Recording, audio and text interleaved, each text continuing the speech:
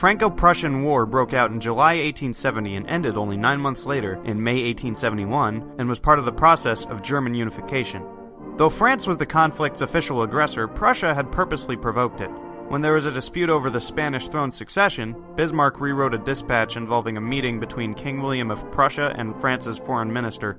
He clearly made it seem like the French had been insulted, which caused France's press and parliament to call for a war. Despite being the one to formally declare war, France's armies were not mobilized as quickly as the Germans. The German coalition, led by Prussia, utilized its superiority in numbers, training, leadership, and modern tactics to quickly invade northeastern France. The Germans were very effective, decisively defeating the Second French Empire's army through a string of victories in eastern France. The Battle of Sedan was an overwhelming and major victory for Prussia during the war. On the 1st of September 1870, General de Wimpfen, commander of the French Five Corps, decided to launch an attack made up of infantry and cavalry. Prussian artillery battered the French, and more Prussians arrived as reinforcements. Charges by the French ended poorly, most resulting in heavy casualties. As the day reached its end, Napoleon III stopped the attack. There were 17,000 men lost on France's side, and around 21,000 captured. Prussia only suffered 2,000 deaths and around 6,000 injuries, with 700 missing or captured. It was a massive failure for France, and just a day later, on the 2nd of September, Napoleon III surrendered. Taken prisoner alongside 104,000 of his men, the leader of France had been both defeated and captured.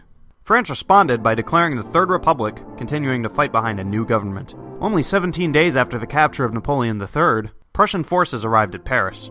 The siege would begin on the 19th of September, ending on the 28th of January the next year in 1871. Taking along 5 months, the eventual fall of the city secured victory for Prussia and the rest of Germany, which was quick to unify and form the German Empire. The German Empire was proclaimed in the Palace of Versailles on the 18th of January 1871. The members of the North German Confederation formed this new empire alongside Alsace-Lorraine, land secured from the war with France. France's defeat in the Franco-Prussian War surprised the world. It also showed how strong Germany had become with the formation of the German Empire. After the war, many nations began to look into the innovative ideas and tactics utilized by the Germans. They were certainly effective when you look at the numbers. France was only 909,000 soldiers strong, while Prussia and the North German Confederation had 1.2 million.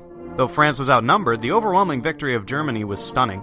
138,000 French soldiers would perish, 143,000 would find themselves wounded, and 474,000 ended up captured. On the other side, Prussia only had 28,000 men die, with another 88,000 wounded. The Franco-Prussian War showed the might of Germany as it was finally unified.